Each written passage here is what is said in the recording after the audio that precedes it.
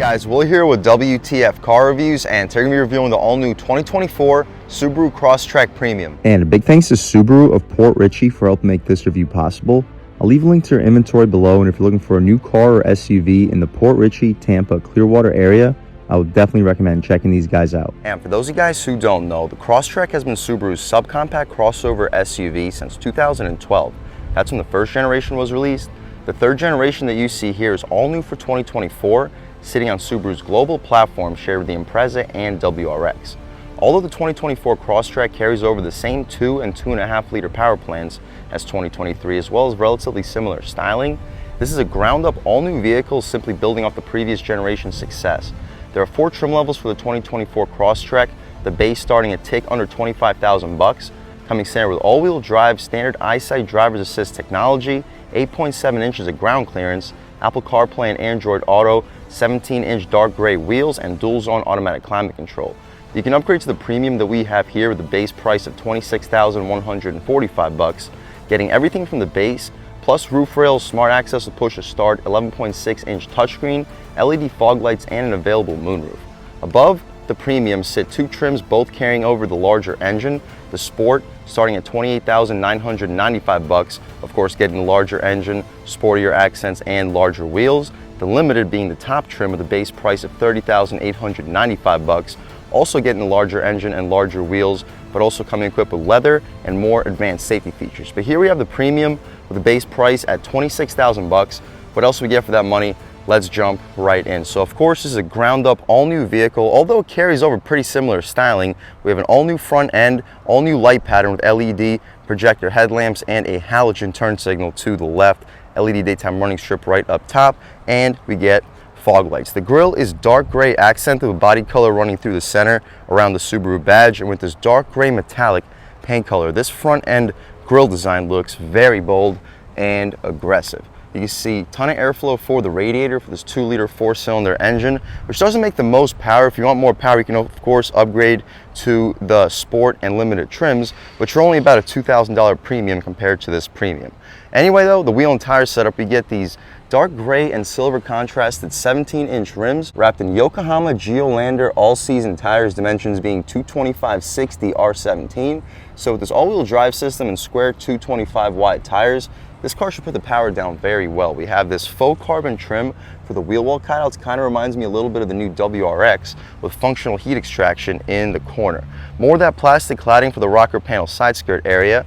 We get smart access for the driver and the front passenger, of course coming standard on the premium. We have body color mirrors with LED turn signals on them.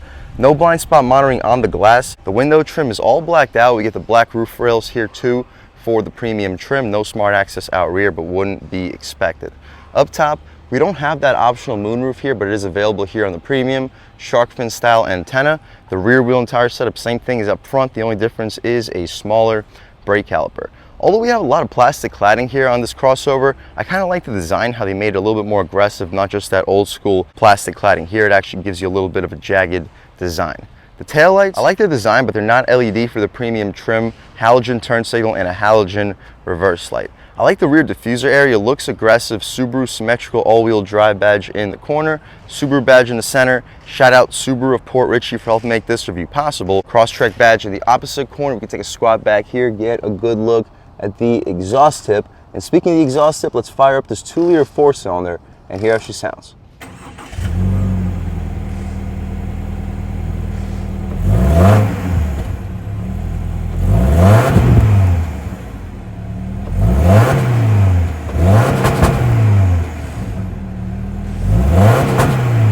Alright guys, that was the sound of the 2-liter boxer 4-cylinder sold by Subaru for the 2024 Crosstrek Premium, and it sounds okay, not making the most power at 152 horsepower, 145 pound-feet of torque. Made it to this Lineatronic CVT with 8 line-driven speeds. You can expect 0 to 60 in 8.5 seconds, which isn't the slowest but also isn't the quickest. You can lower the time by almost a second if you upgrade to the Sport or the Limited, which features a 2.5 liter boxer 4-cylinder, which makes closer to 182 horsepower, 175-ish pound-feet of torque. But what you see is basically what we get. It still makes decent power, about 30 mpg, so definitely can't complain considering you got an all-wheel drive SUV with quite a bit of features for the money. We can walk around this 2024 Crosstrek one more time. I'm really digging the styling of it, especially with this premium trim with the roof rails, more aggressive wheels, and just this menacing gray metallic color in general. Definitely my favorite color here for the Crosstrek. It's subtle yet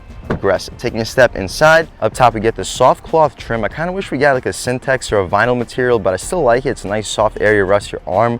We get the vinyl material for the armrest, and it's a pretty stiff material itself, but still well padded, decent area to rest your arm. We get 2-window auto one touch, power windows out rear, this faux carbon trim surrounding your plastic door handle, but a pretty good resistance to it. Solid storage, you'll fit a 6-inch sub with no problem, and about a 30-ounce water bottle to wash it down.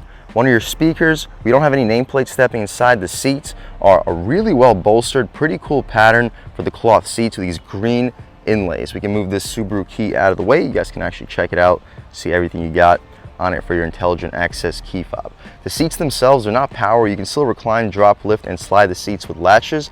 Taking a step inside, we can really check it out. So foot on the brake, engine start, stop, and everything fires right to life. But first thing we notice is the steering wheel. It's pretty thick. I'm kind of digging the shape of it. I wish we had a leather wrapped steering wheel, but you have to go for the Sport or the Limited to get the leather wrapped.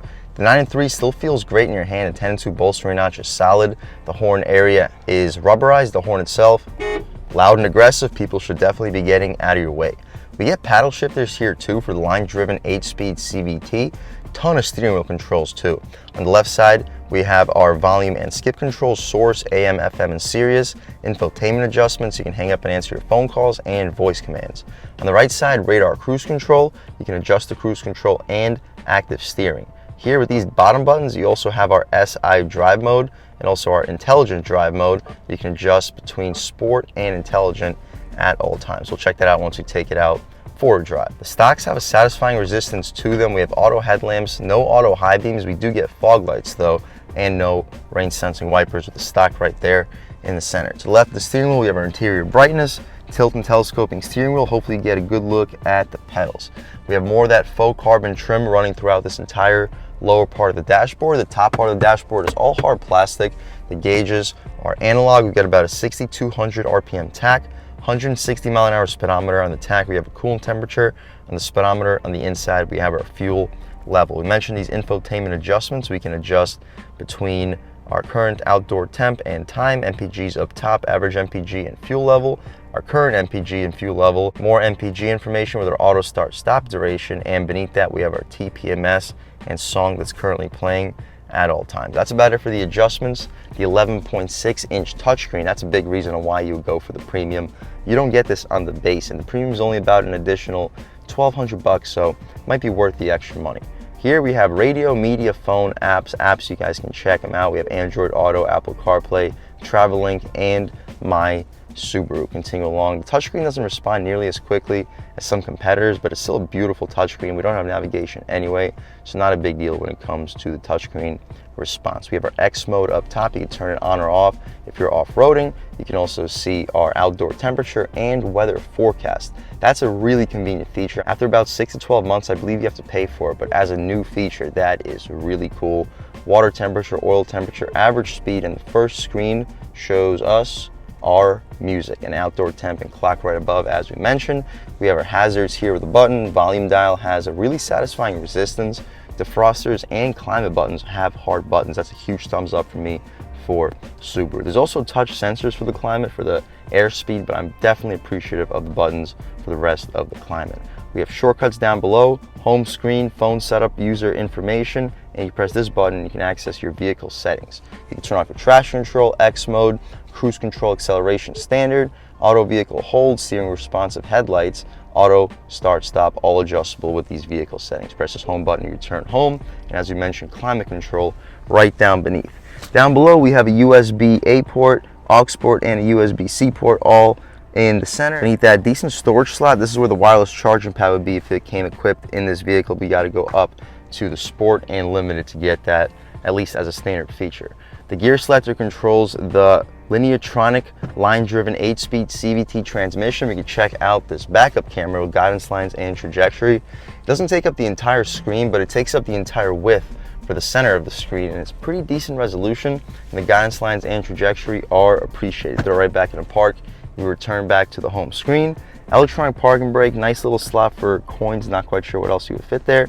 2 cup holders, you'll fit a 24-ounce water bottle here and a 30-ounce water bottle right in front of it. 12 volt, good spot for a radar detector, but the wire is going to be hanging all throughout this interior, so I kind of wish they put the 12 volt next to the rest of the charge ports. The armrest, it's this marine grade vinyl. It's not the softest, but it's softer than my Camaro. The space is really impressive. You'll fit 2, maybe 3 2-liter bottles of soda in here, and that's impressive for a subcompact SUV. That's why you go with the Crosstrek. The practicality you have here compared to most subcompacts is just miles ahead. The materials above the glove box are well-grained hard plastic, more faux carbon trim. You can drop this glove box and it's damped, not lined with felt, but pretty large. I'd expect you to fit 25-30 license plates and an additional tier up top for some additional storage. We can shut this thing right up. The rear view mirror is massive, basically frameless and auto dimming with a compass in the top right corner. 3 garage home link settings on it, and you can turn on and off the auto dim function. SOS, the interior lights don't appear to be LED, but they still do the job. That's about it though, guys, for the front seat of this 2024 Subaru Crosstrek, all new Subaru Crosstrek. Let's hop out back, see how much space is offered back there, as well as the overall quality of the materials. As usual, the door is locked, so we will unlock it real quick. There we go. If you haven't gotten a chance to look at the window sticker too, let's check it out. So here we have the 2024 Subaru Crosstrek Premium, 29 mpg, 27 city, 34 on the highway. You guys can pause, take a look at all the standard features, options. $400 for the mirror compass with home link, $164 for the bumper cover, $141 for the floor liners. After a $26,000 base price and a $12.95 destination and delivery charge, total price sitting a tick over $28,000. We can take a step inside, check out the back seat. Of course, we have hard plastic all throughout, but we still get that same padded armrest. Thumbs up to Subaru for that. Same door handle as up front, power window, and a decent storage cubby. You'll easily fit a 6-inch sub. If you angle it correctly, may be able to fit a foot long. We get a plastic floor pattern as we step inside that helps eliminate footprints. The rear seats have that same high quality cloth material. It's not well bolstered out back, but the materials are solid, very soft and comfortable. Legroom wise, I'm a little bit over 6 feet tall, sitting behind my seat settings, and I still have at least 4, maybe 5 inches of knee room. Also, we have some vinyl Syntex material for the back of these seats, also a premium touch. No air vents back here. We do get a USB-A and USB-C port in the center console. There may be air vents blowing beneath the front seats, but nothing that blows directly into your face from the B pillar or the center console, but we do get the USB-C and A ports. Both passengers back here have a hook for a suit or a dress. That could be convenient. Everything about this car just screams practicality. The legroom's impressive. Headroom, I have about 1 inch because they designed this roof to really allow people to have maximum amount of space, especially up front. The interior light back here doesn't appear to be LED, but just like up front, still does the job. The center cubby, got to really jab your hand into it to access it. It's a pretty soft cloth. You'll fit 20 to 24 ounce bottles in here. But overall, guys, this is a practical interior. Very spacious, especially for somebody my size. I'm a little bit over 6 feet tall. If you're under 6'4", 6'5", you really shouldn't have any problem sitting behind your seat settings, which says a lot. And before we step inside, check out this design. We have some mountains, a forest, and what appears to be a river all in the back of your Crosstrek bumper. Underneath the Subaru badge is a button to open up your tailgate. It's not an electrically opening tailgate. I believe only the Limited has an electrically opening tailgate, but still pretty easy to open. We have more of that design as we step inside. The step-in is a little bit high. I'm a little bit over 6 feet tall. I got about 3-4 inches until the step-in. So if you have older or smaller pets, this may not be the best subcompact SUV when it comes to entry height, but the space back here is really impressive. For a subcompact, this is one of the best in the segment. You fold those back seats down 60-40 split. I'd expect you to fit a 60, maybe a 65-inch TV back here. Really impressive amount of space, just like the Seltos we recently reviewed on this channel. Secret storage, we can see what we got going on under here. Just a spare tire with a little bit of secret space outside. Little cup holder, pretty convenient. That's about it though, guys. We can drop this lift gate right down, walk around this 2024 Subaru Crosstrek one more time. It's a really nice vehicle, completely ground up redesign. It still looks like a previous generation Crosstrek to a degree, but that's what Subaru was going for. They weren't trying to completely change the vehicle, just improve upon what they already had. Performance-wise, we're still carrying over the same power plants from 2023, and speaking of performance, let's take this 2024 Crosstrek Premium out for a drive and see what it's got. All right, guys, now we're just about seeing everything we need to see with the inside and outside of the all-new 2024 Subaru Crosstrek Premium. Let's take it out for a drive and see what it's got. My first impressions, though, the steering feels very on center and direct. We'll see how it keeps the steering feel as we get to higher speed, but at low speed it feels great, and the steering wheel itself just feels so good in your hand. I can only imagine how much better it would feel with the leather wrap, but even this plastic steering wheel feels really premium. The throttle also responds pretty decently. We'll take a step out into this multiple lane highway. As soon as we get the chance, we should get the chance right over here. So leaning into it about a third of the way. Okay. Yeah, you can feel the line driven shifts. Okay, yeah, it picks up speed pretty decently. It revs pretty high for low throttle input, probably because, again, there's 150 horsepower, 145 pound-feet of torque. Pretty underpowered for an all-wheel drive SUV, but it still gets up to speed fine. That was only a third throttle. Maintaining speed on the highway is relatively easy, not very difficult to maintain speed. I should probably adjust these mirrors a little bit. There we go. Try a little highway pull on the gas. Woo, okay. Not bad. Yeah, it's not blowing you away in terms of speed, but it does get up and go decently. I can see 0 to 60 happening in the mid to high 8-second range. Subaru says 8.6. And yeah, that makes pretty decent sense. Just cruising along on the highway at highway speeds. It's pretty quiet in here. The steering stays nicely on center. However, just tiny amounts of throttle input makes this transmission react. So just a little bit of throttle just to maintain speed, and you're throwing yourself up to 3,000 RPM. Turning radius, hopefully this guy stays where he is. Really sharp turning radius on the gas. Yeah, not a lot of torque, but it gets up and goes. Throw it into this S mode, see what changes up. Immediately we downshift the gear. We'll see how the response and everything changes in 1 second. Yeah, definitely more responsive gas pedal, barely on the gas, and we're just holding about 3,500 RPM. The ride quality over the bumps is excellent. These pretty thick tires do a good job soaking in the bumps. This engine, however, it needs more power. We're constantly above 3,000 RPM just to partially keep up with traffic. Look, we're at 3,000 RPM and we're not accelerating on him. We're not on him in any regard. It's just simply revving at 3,500 RPM. And I don't think that's very sustainable long term for a small 4-cylinder engine for an all-wheel drive SUV. This is a really nice vehicle for the money, but for an extra 2,000 bucks, I think you would be very happy with the 2.5 liter 4-cylinder over this standard 2-liter 4-cylinder. But still, for a base engine, about 30 mpgs, all-wheel drive, ton of features, all for a very friendly base price around 26. Still a very good value at what it is. All right, guys, taking a step back out here, partial throttle. The CVT, one thing I gotta give this car, the CVT is very smooth. The line-driven shifts feel basically effortless. It feels almost like a conventional 8-speed transmission. And in this S mode, very little throttle input gets us to 60 miles an hour with no problem. We actually caught up to traffic a lot quicker here. So yeah, S makes a difference. The steering in S gets heavier, very direct and on center. Hopefully you can pick it up on camera how easily this vehicle changes direction. Passing power, light throttle, does the job very well. All right, guys, we could try out a real world turning radius and one more acceleration run on the gas. Not bad.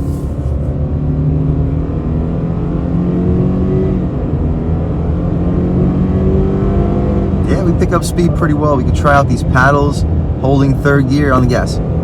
Yeah, shift. Pretty quick shift, so you can definitely feel the kick from this line-driven transmission. But overall, this isn't a performance vehicle by any means. That's not what you buy it for.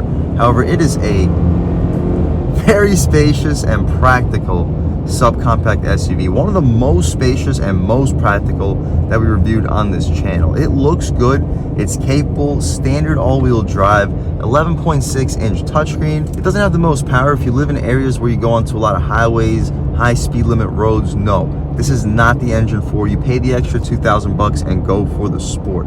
But you're in a city climate, you don't drive on the highway a lot, you don't need as much power, you'd actually rather save the money, save the fuel economy, and get the smaller engine anyway, then no question, go for the 2-liter. But either way, this is a really cool SUV with a base price around $26,000, ton of tech, impressive materials, some of the most comfortable cloth seats that I've ever sat in, and I think it looks good, all new body style while still keeping that proven reliability from Subaru. If you're looking for a more premium, more spacious SUV, but you don't want to spend more than $27,000, I would definitely recommend checking out the 2024 Subaru Crosstrek Premium. If you want a little bit extra power, go for the Sport. It's about $2,200 premium over the Premium. But anyway, either way, check out the 2024 Subaru Crosstrek. It is a sweet vehicle. And a big thanks to Subaru of Port Richey in Port Richey, Florida for helping make this review possible. I'll leave a link to their inventory below, and if you're looking for a new car or SUV in the Port Richey, Tampa, Clearwater area, I would definitely recommend checking these guys out. And huge thanks to all of you for watching. I had a great time making this video. If you're new to the channel, please subscribe. If you've already subscribed, thank you so much. You guys know the channel is just not possible without you, and I really appreciate the constant support. But again, if you haven't subscribed yet, please subscribe. Leave a like too. It really helps me out, the YouTube algorithm. That's how these videos get promoted to new people. Leave a comment. Let me know what you like. Let me know what you don't like. Leave a comment. Let me know if there's any specific cars, SUVs, or trucks you want to see reviewed on this channel, and I'll definitely try getting those videos for you ASAP. But other than that, again, thank you guys so much for watching, and I hope all of you have a great day.